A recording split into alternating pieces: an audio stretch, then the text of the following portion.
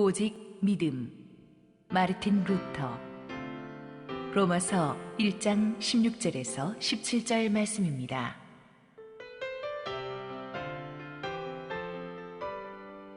내가 복음을 부끄러워하지 아니하노니 이 복음은 모든 믿는 자에게 구원을 주시는 하나님의 능력이 됨이라. 원자는 유대인에게요 그리고 헬라인에게로다.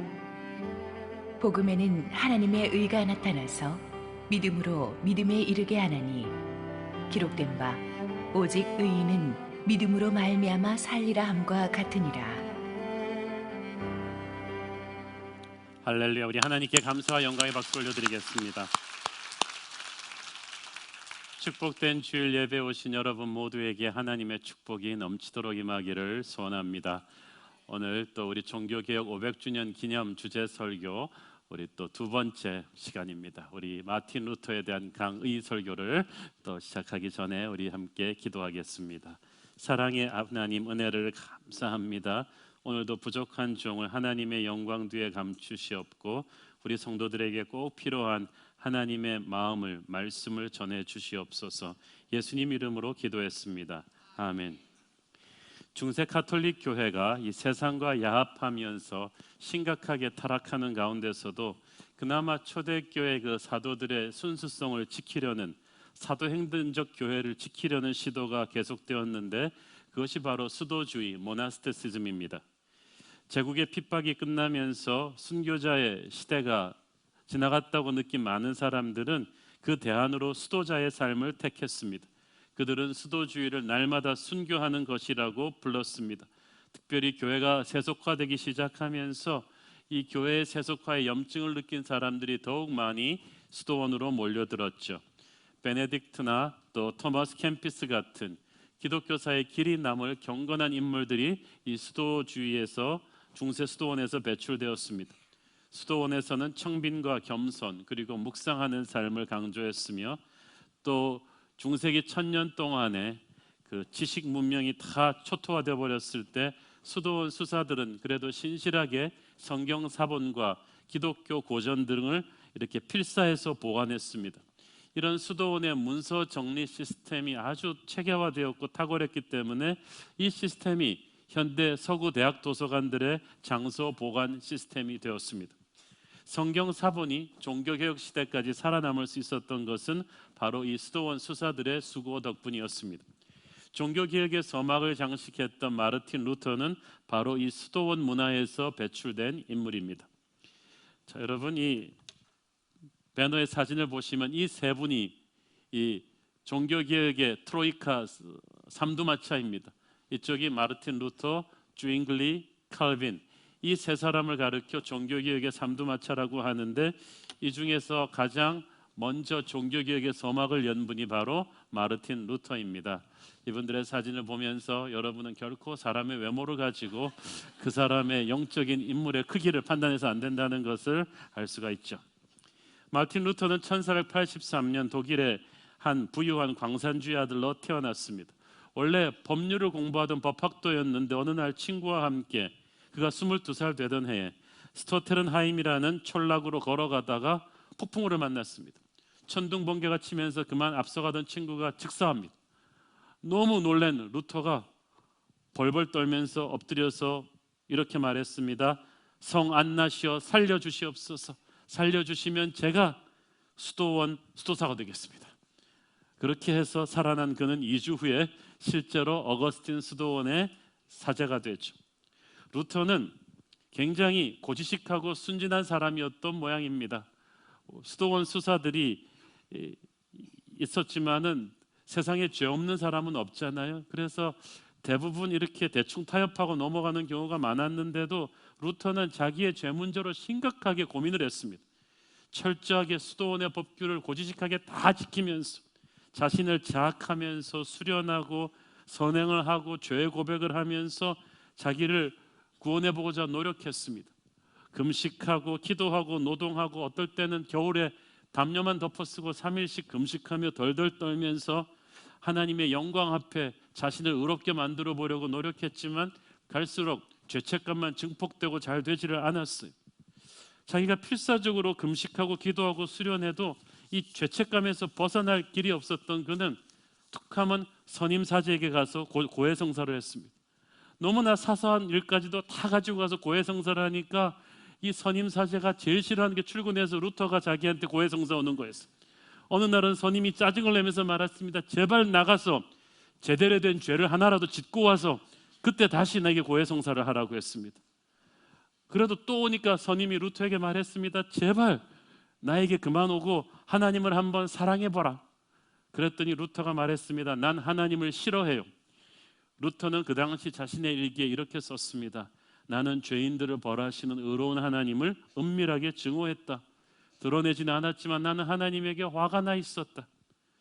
그의 하나님은 너무나 무섭고 너무나 거룩하고 너무나 멀리 계신 분이었습니다. 이 죄책감에서 벗어날 길이 없었던 루터는 1510년 가톨릭 사제들의 성지인 로마 여행을 통해서 뭔가 새로운 돌파구를 얻기를 원했습니다. 그런데 오히려 로마에 가서 기존의 로마 가톨릭 지도자들의 냉소적인 태도와 세속성에 충격을 받습니다. 더 시험이 들었습니다. 그러자 루터의 잊지 못할 은사인 스타우피츠 교수님께서 충고합니다. 루터, 성경을 공부해보게, 성경을 더 깊이 연구해보게. 그래서 루터는 성경을 깊이 연구하다가 성경학자가 되었어요. 30세의 나이에 비텐베르크 대학에서 성경 교수가 되었습니다. 그리고 1515년 성경을 깊이 읽어 내려가던 그는 십자가상의 예수님이 나의 하나님 어찌하여 나를 버리셨나이까 라고 울부짖는 모습을 읽으면서 우리를 대속하신 구세주의 사랑에 감동을 받습니다. 그래서 은혜에 촉촉히 젖은 심령으로 성경을 더 읽어가다가 로마서에 이르러서 큰 감동을 받습니다. 로마서 1장 17절입니다. 오늘의 본문이죠. 복음에는 하나님의 의가 나타나서 믿음으로 믿음에 이르게 하나니 기록된 바 오직 의인은 믿음으로 말미암아 살리라 함과 같으니라. 오직 의인은 믿음으로 말미암아 살리라. The righteous shall live by faith. 종교개혁의 모토가 되는 유명한 성경 구절입니다. 이를 통해서 루터는 무릎을 칩니다. 그래, 내가 아무리 선행을 하고 내가 아무리 금식을 하고 내가 노력한다고 구원을 나의 행위로 쟁취할 수 있는 것이 아니구나. 인간은 그리스도의 보혈의 공로를 믿는 믿음으로만 말미암아 구원받는구나. 오직 십자가 은혜만이 나의 죄를 없애고 악의 권세에서 나를 구원할 수가 있구나. 나는 그 그리스도의 은혜를 믿음으로 누리기만 하면 되는구나. 이것이 바로 루터가 도달한 유명한 그 결론이죠.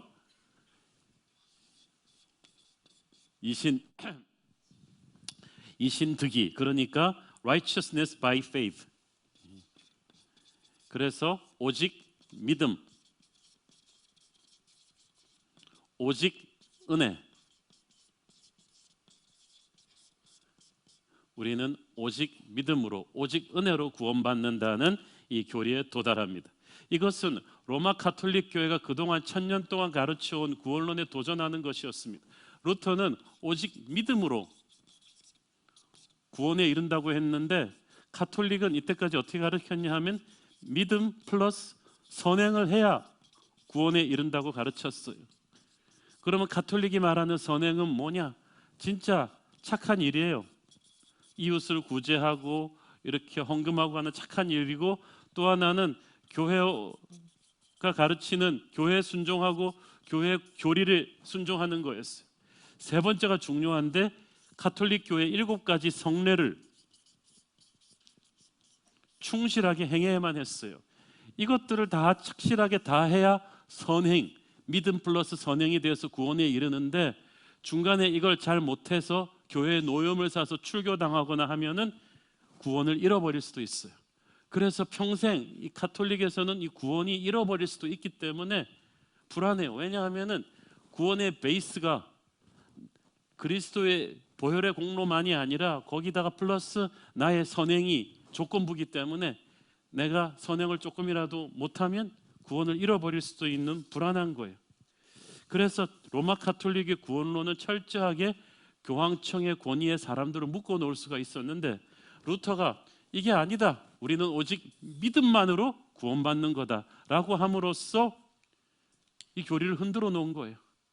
루터는 말했습니다. 우리가 선행을 함으로써 구원을 얻는 게 아니다. 우리의 선행은 구원을 쟁취하는 수단이 아니라 구원의 결과이다. 그래서 우리가 선한 일을 해서 선한 사람이 되는 게 아니고 선한 사람이 되었기 때문에, 믿음으로 선한 사람이 되었기 때문에 선행을 할 수 있는 거다. 구원의 열매이지 구원의 수단이 아니다. 그래서 인간과 하나님 사이에 이 모든 것에 있어서는 가톨릭 교회의, 로마 가톨릭 교회의 중재가 결정적이었거든요. 가톨릭의 중재 신학이에요. 이게 필요가 없다는 거예요. 루터는 그냥 믿음으로 구원받는다. 루터가 세상에 본격적으로 드러나게 된 것은 저 유명한 95개 논제 사건을 통해서였어요. 이야기의 시작은 면죄부 판매였어요. 로마 가톨릭으로부터 개신교가 결별하게 된 계기죠. 16세기 초에 교황 레오 10세는 성 베드로 성당이라는 웅장한 성당을 건축하기 위해서 천문학적인 자금을 썼어요. 돈이 부족하니까 연옥 사상과 면죄부 판매를 박차를 가했습니다. 근데 독일 도미니크 스도회 요하네스 테첼이라는 교황이 총애하는 신복이 굉장히 독일 전역에서 면죄부를 잘 팔았어요. 이 사람이 좀 전문 약장사 같아가지고 면죄부를 어떻게 팔았냐 하면은 여러분의 헌금 금전이 헌금 귀환에 짤랑하고 떨어지는 순간 연옥에 있는 여러분의 사랑하는 친인척이 삥 하고 천국으로 올라간다. 한 번 떨어지고 한 명 천국 가고, 이거를 계속해서 반복하면서 무지한 군중들을 현혹시켰어요. 그런데 그렇게 걷어들인 돈이, 문제는 로마에 있는 성 베드로 성당만 건축한 것이 아니고 대주교로 임명되기 위한 한 공작의 뇌물 자금으로 많이 흘러 들어갔어요. 당시 교구 사제이자 위텐베르크 대학 교수였던 루터는 이것을 알고 너무나 분노했습니다. 그래서 이것을 공적인 논쟁에 붙이기로 결심하고 1517년 10월 31일 자신이 가르치고 있던 위텐베르크 대학 성문에 이 95개의 논제를 써붙인 거예요. 당시 루터가 34세, 34살 되던 해였는데 그 당시 학자들은 논란거리가 되는 주제에 대해서 대화나 토론을 시작하려면 이렇게 대학 정문 옆에다가 이렇게 쫙 자기의 논제를 써붙이고 시작했어요. 여기서 루터는 로마 가톨릭 교회의 세 가지 주요 정책을 비판했습니다. 면죄부 판매와 죄 용서에 관한 교황의 권위와 교회의 참된 보화에 관한 것이었어요. 루터는 이렇게 말했어요.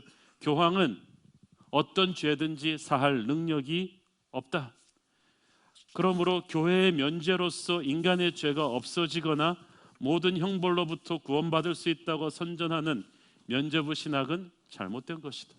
왜냐하면 교황청에게 그런 권리가 없고 오직 예수님에게만 그 권리가 있기 때문이고, 우리의 죄 문제는 오직 예수의 보혈로만 해결받을 수 있지 면죄부를 산다고 해결되는 게 아니다라는 거예요. 교회의 참된 보화는 구원에 대한 복음의 메시지이지 성인들의 선행이 아니다.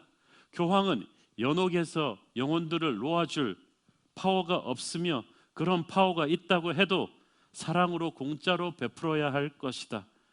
그리고 교황은 베드로 성당을 팔아서라도 가난한 사람들을 구제해야 할 것이 아니냐. 루터의 95개조 논제는 루터가 생각했던 것보다 훨씬 더 큰 반응을 불러일으켰습니다. 처음 라틴어로 쓰여서 이렇게 올라갔는데 금방 독일어로 번역돼서 순식간에 대중에게 번져나갔어요. 왜냐하면 이미 독일 곳곳에서 로마 가톨릭 교황청의 횡포에 대해서 화가 나 있는 민중들의 가슴에 불을 당겨줬거든요. 게다가 1444년 루터가 이렇게 비텐베르크 논제를 붙이기 몇십 년 전에 구텐베르크의 인쇄기가 발명돼 가지고 이 루터의 논제는 독일어로 번역된 다음에 순식간에 독일 전역으로 번져나갔어요. 그래서 루터도 의도하지 않았던 것만큼 큰 파장을 불러일으켰죠. 요즘으로 말하면 트위터, 페이스북에 올렸고 실시간 인터넷 검색어 1위로 올라간 거예요. 그래서 역사학자들은 95개 논제가 게재된 이날 1517년 10월 31일을 종교개혁의 시작으로 보는 거예요. 그래서 1517년으로부터 500년 지난 2017년 올해가 종교개혁 500주년 기념주일인 거예요. 그러므로 참고로 올해는 독일로 성지순례 안 가는 게 좋습니다. 왜냐하면 전 세계 관광객들이 다 모이니까. 자, 이 비텐베르크 95개 논제가 올라가고 나서 로마 교황청이 발칵 뒤집혔습니다. 당장 루터로에게 로마로 와서 재판을 받으라고 명령했습니다. 그러나 루터는 로마로 가면 죽는다는 걸 알았어요. 그래서 독일에 있었어요. 그리고 계속해서 교황도 오류에서 벗어나 있지 않다고 주장하기 시작합니다.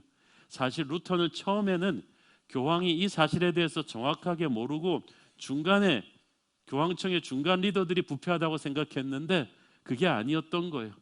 몸통이 바로 교황이었던 거죠. 루터는 교황청이 보낸 신학자들과 계속 논쟁을 하는데 2년 후인 1519년 존 에크라는 유명한 가톨릭 신학자가 와가지고 루터와 논쟁을 합니다.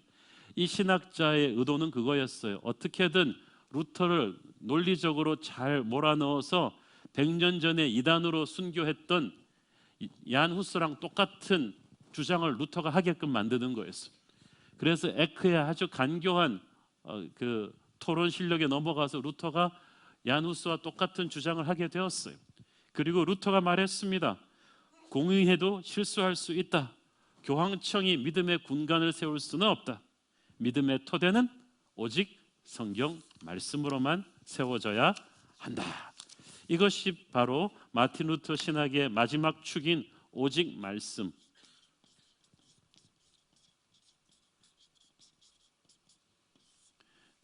이 이제 완성이 되는 거예요. 자, 루터의 오직 믿음, 오직 은혜, 오직 말씀 이 신학이 가져온 또 하나의 충격은 루터는 가톨릭이 1000년 동안 신성시해온 이 7가지 성례, 이 7가지 성례를 반드시 해야 구원받을 수 있다고 하는 성례 신학을 정면으로 도전했습니다. 로마 가톨릭 교회에 성당 다니다 오신 분들은 가톨릭 교회가 지금도 필수하고 있는 7가지 성례를 아실 것입니다. 첫째는 세례, 특별히 유아 세례, 태어남을 축복하는 성례죠. 견진 성사, 컨퍼메이션은 성인이 되었음을 확인해 주는 성례입니다. 고해 성사, 페넨스는 살아가면서 우리가 죄를 사제에게 고백해서 하나님께 나가는 행위입니다. 성만찬, 평생 우리가 영적인 성장을 위해서 반복되는 성례죠. 혼인 성사, 결혼식이죠. 종부 성사, 임종 때 죽을 때 하는 기름 부심의 성례죠. 그 다음에 수도제도, ordination, 성직자 제도, 가톨릭 교회를 만드는 영적인 조직이에요. 가톨릭 교회는 구원의 은혜가 이 7가지 성례를 우리가 착실하게 따를 때 온다고 가르쳤어요. 그런데 여러분 보세요. 이 7가지 성례의 중요한 것은 가톨릭의 중재해요. 이 7가지 성례는 요람에서 무덤까지 인생의 중요한 스테이지에서 모든 과정마다 반드시 교황청이 사제가 개입해야 된다는 거예요. 사제가 중간 브릿지가 돼서 하나님의 은혜가 너의 평생을 커버할 것이라는 것인데 교황청 이걸 더 발전시켜서 그러므로 교회가 정치, 경제, 교육에도 관여할 자격과 의무가 있다고 믿었어요. 성례를 하면서 교회는 너의 삶의 모든 부분에 리더가 돼야 된다고 믿었던 거예요. 하나님과 사람 사이에 반드시 교회가 있어야 한다. 그런데 루터가 이것을 정면으로 뒤집었어요. 모든 크리스천들은 오직 믿음으로 하나님께 나갈 수 있기 때문에 사제의 중재가 아닌 우리 모두가 왕 같은 제사장으로 주님 앞에 직접 나갈 수 있다. 그래서 여기서 개신교의 유명한 만인 제사장론이 나오는 것입니다. 사제의 중보를 통해서만 하나님께 나갈 수 있는 성례 제도는 잘못된 것이다. 그래서 이 7가지 성례도 다시 정리해야 된다. 진짜 그 권위를 인정받고 싶으면 오직 우리 주 예수 그리스도께서 직접 제정하신 성례만 진짜 성례다. 예수님이 직접 제정하신 것은 성만찬과 세례밖에 없어요. 그래서 그 2개만 킵하고 나머지 5개를 이제 버린 거예요. 그래서 오늘날 우리 개신교에서는 이 2가지만 성례로 지키는 거예요. 그러나 가톨릭은 그 7가지를 지금도 다 지키고 있죠. 루터는 세례와 성만찬 외에 다른 5가지 성례는 우리 주님의 권위가 뒷받침하는 것이 아니라 인간이 만든 전통의 산물이라 하면서 정식 성례에서 제외시킵니다. 그래서 루터는 1000년 동안 지속해오던 로마 가톨릭의 교회론을 정면으로 부정한 거예요. 자, 이 루터의 도전에 격분한 교황 레오 10세는 칙령을 발표합니다. 칙령의 제목은 오 주여 일어나소서. 멧돼지 한 마리가 주님의 포도밭을 짓밟고 있습니다. 멧돼지, 교황도 너무하죠. 이분이 어떻게 멧돼지를 닮았습니까? 그래서 이 마틴 루터를 멧돼지라고 칭하면서 교황은 흥분했습니다. 그리고 그 칙령을 루터에게 보내는데 만약 60일 내에 너의 모든 주장을 철회하고 회개하지 않으면 너는 파문당할 것이다. 그러면서 루터의 모든 저서들을 불태우기 시작합니다. 루터가 그럼 얌전하게 네 회개합니다 그랬을까요? 루터는 1520년 12월 10일 교황의 그 칙령을 들고 위텐베르크 시청 광장 앞에 나갔습니다. 시민들이 모두 지켜보는 앞에서 그것을 찢고 불태웠습니다. 그리고 로마 교황청의 모든 법전을 불태웠습니다. 너희들이 나의 책을 불태웠으니 나도 교황청의 책을 불태울 것이다. 격분한 교황은 공언한 대로 루터를 파문해 버렸습니다. 그렇지만 루터는 로마로 갈 걸 거부했기 때문에 교황청은 끊임없이 신학자를 보내서 루터와 신학적인 논쟁을 통해서 루터를 꺾으려고 했습니다마는 이게 노이즈 마케팅이라고 점점 루터를 유명하게 만들어주는 결과만 낳고 말았어요. 신학 논쟁을 할 때마다 그것은 다 팜플렛의 인쇄가 되어서 또 구텐베르크의 인쇄기를 거쳐서 독일 전역에 뿌려지면서 이름 없는 어거스틴 수도원 수사였던 루터는 하루아침에 교황과 필적하는 큰 인물로 독일 전역에 알려지게 되었어요. 이 교황은 더 이상 참지를 못했습니다. 1521년 4월 신성 로마 제국 황제 찰스 5세를 압박해서 루터를 보름스에서 열린 제국 의회에 소환하게 했습니다. 루터를 거기서 불러서 공식적으로 자신의 논제를 철회하게 하라. 공중 앞에서 교회와 기독교 제국에 대한 자신의 불경스러운 주장이 잘못되었음을 인정하면 모든 죄를 용서하겠지만 그렇지 않으면 끝이다. 이게 최후 통첩이다. 그래서 사실은 루터가 보름스로 가는 것도 많은 친구들이 말렸습니다.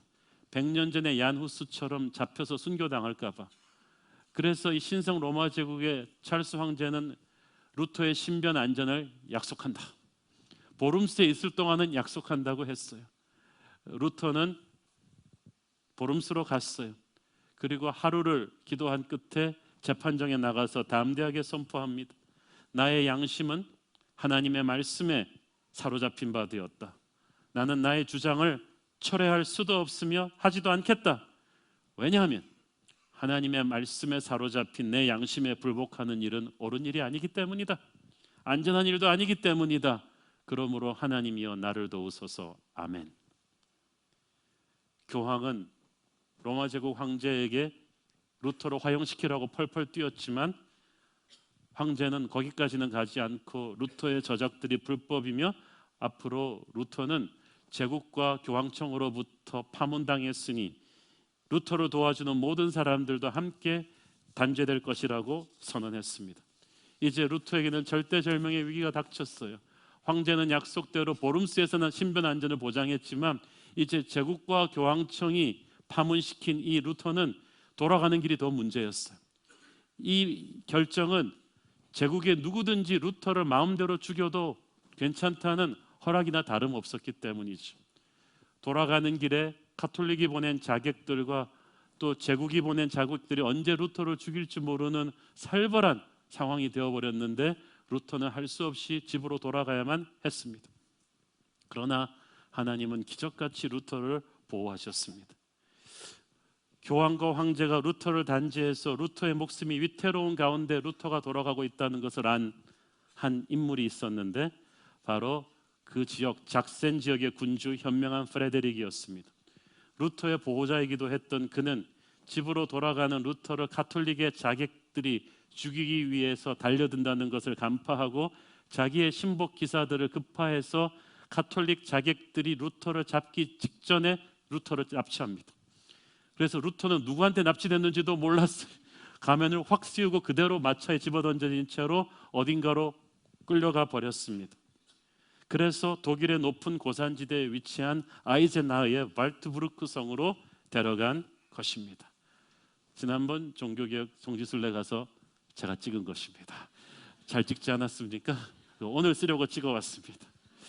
거기서 프레데릭은 루터로 하여금 수염을 기르게 하고 이름도 바꾸고 완전히 신분 세탁을 해버린 거예요. 저렇게 만들었어요. 그래서 많은 사람들은 루터가 가톨릭에게 죽었다고 생각했는데 죽은 게 아니라 발트부르크 성의 작은 방에서 10개월 정도 죽은 듯이 지내면서 저기서 신구약 성경을 번역했어요. 할 일이 없었기 때문에 성경을 번역한 거예요. 그리고 10년 뒤인 1534년에 루터가 번역한 신구약 독일 성경이 출간됩니다. 이것이 50만 부가 넘게 독일 전역에 깔리면서 독일 사람들이 처음으로 자기 나라 말로 읽는 성경이 되죠. 이때 루터는 가톨릭의 라틴어 성경에서 외경이 성경에 포함되어 있어서는 안 된다는 것을 결정하고 빼버립니다. 그래서 오늘날 우리 개신교 성경에 외경이 없는 거예요. 자, 죽음의 위협 앞에서 그 고성에서 갇혀 지내면서 도피 생활을 한 경험으로 마틴 루터는 훗날 내 주는 강한 성이요 라는 찬송가도 그때 짓게 되죠. 1522년 3월 루터는 비텐베르크로 돌아왔고 수도원을 떠나서 42살의 나이에 16살 어린 신부 수녀 출신의 캐서린 보라와 결혼해서 무려 6남매를 두셨습니다. 신성 로마 제국과 교황청으로부터 루터를 죽여도 좋다는 명령이 내려져 있었지만 그는 프레데릭의 보호 안에서 25년 동안에 평화롭게 살 수 있었죠. 그렇지만 그때부터 독일을 비롯한 유럽 전역은 가톨릭과 개신교들 사이에 피비린내 나는 이제 종교 전쟁으로 시달리게 됩니다. 그러다가 1526년 신성 로마 제국의 황제가 스파이어 의회를 소집합니다. 논지는 이제 그만 싸우자.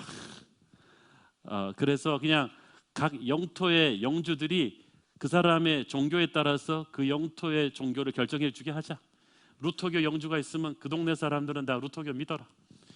가톨릭 영주가 있으면 그 동네 사람들은 다 가톨릭 믿어라. 그리고 서로 싸우지 말자.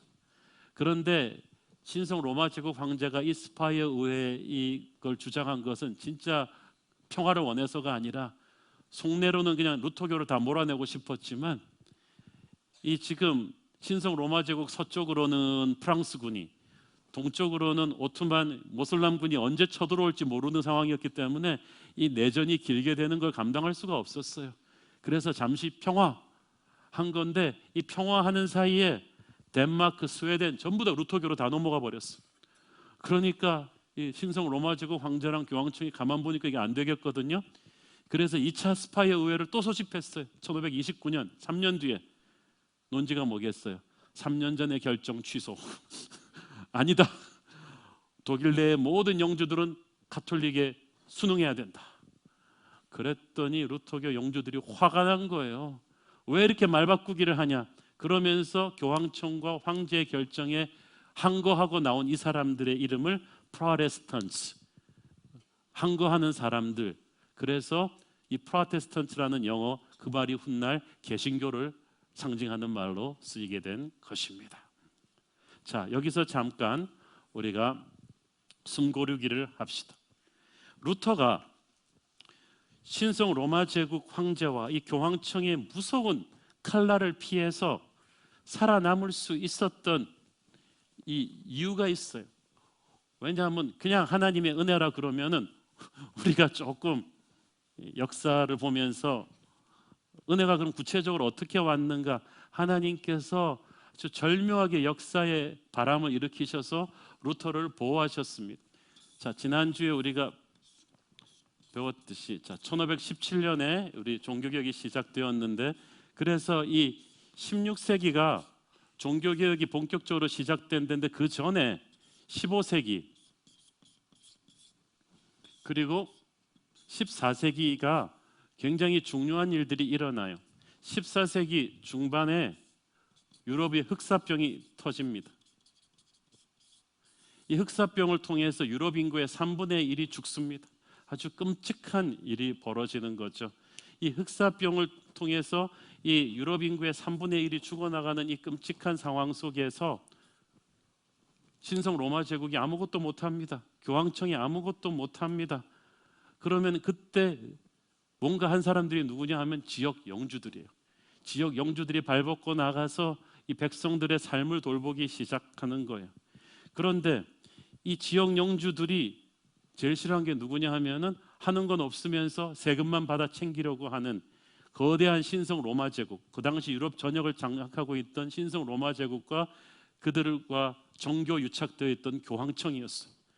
그러니까 이 백성들이 사고가 났을 때는 아무것도 도와주지 않던 교황청과 신성 로마 제국이 각자 세금만 무지 걷어가니까 이 독일 지역 영주들과 백성들은 너무 화가 나는 거예요. 그래서 항거해서 독일의 운명은 독일인 스스로의 손으로, 우리는 로마 제국의 간섭도 싫고 교황청의 간섭도 싫은데 이 벗어날 명분이 없어요. 특히 교황청이 백업하고 있으니까 이 제국과 교황청에 대들었다가는 천년의 중세 가톨릭의 가르침에 따라서 교회로부터 출교당하면 천국에서 쫓겨나는 거잖아요.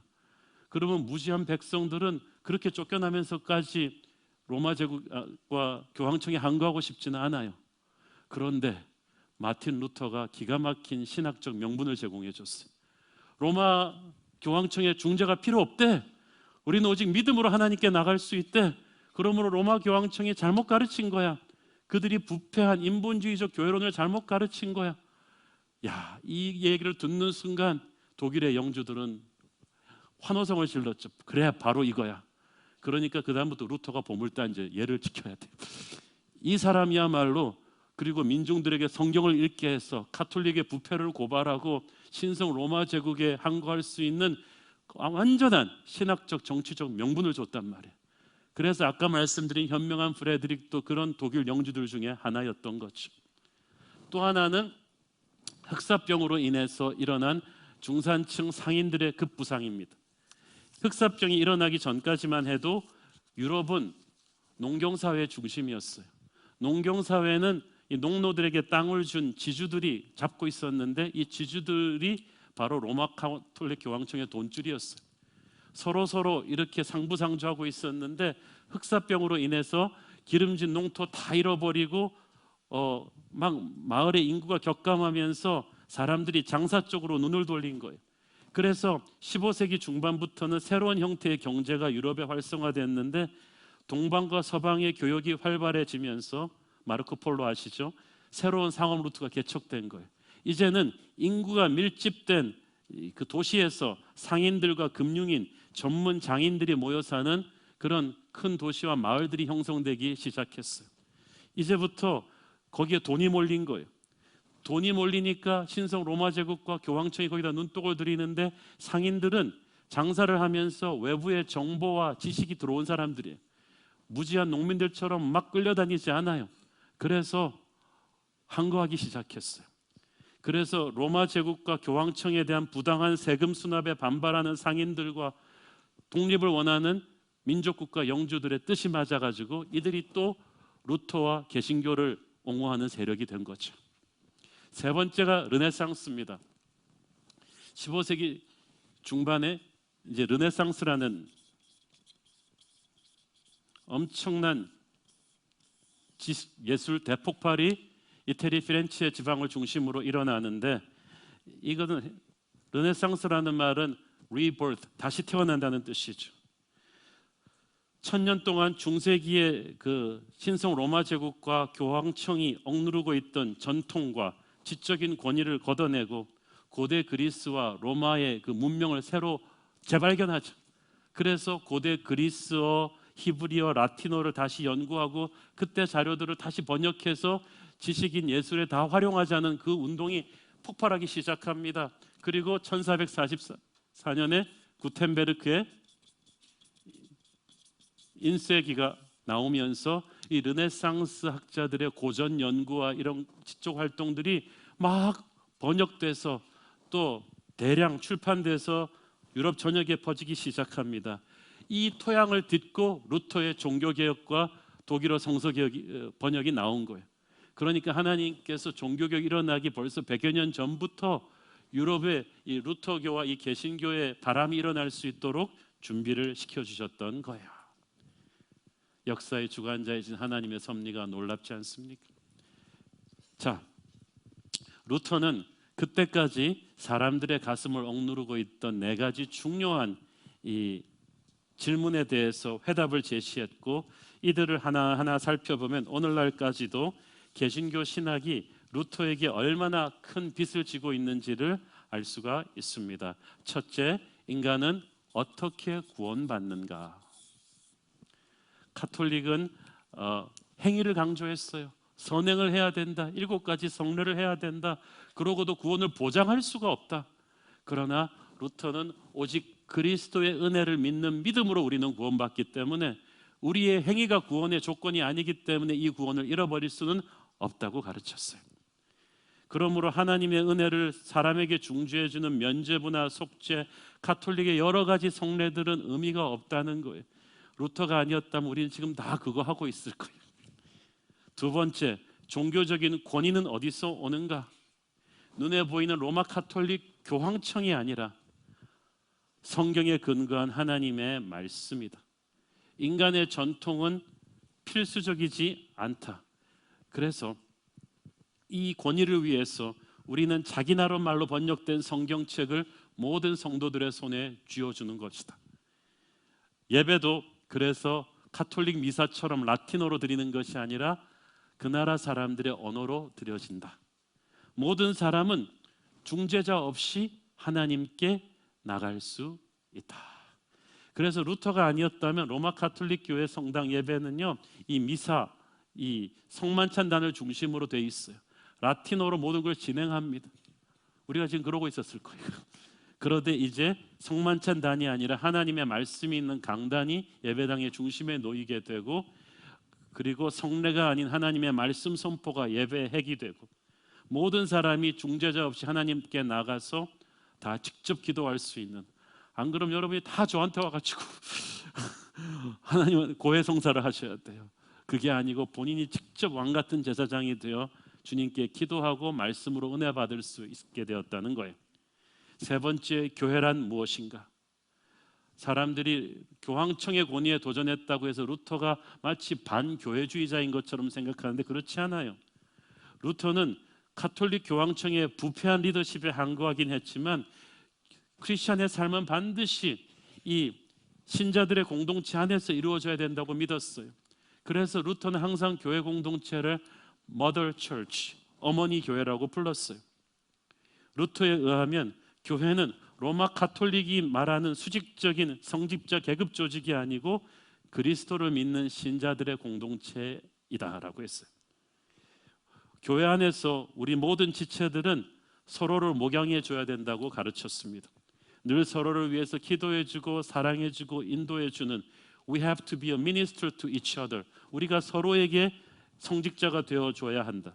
그래서 가톨릭에서는 성직자를 그 당시 클러지, 성직자라고 했는데 이제 루터 때부터 목회자, 미니스터, 패스터, 목사로 이제 호칭하게 된 거예요.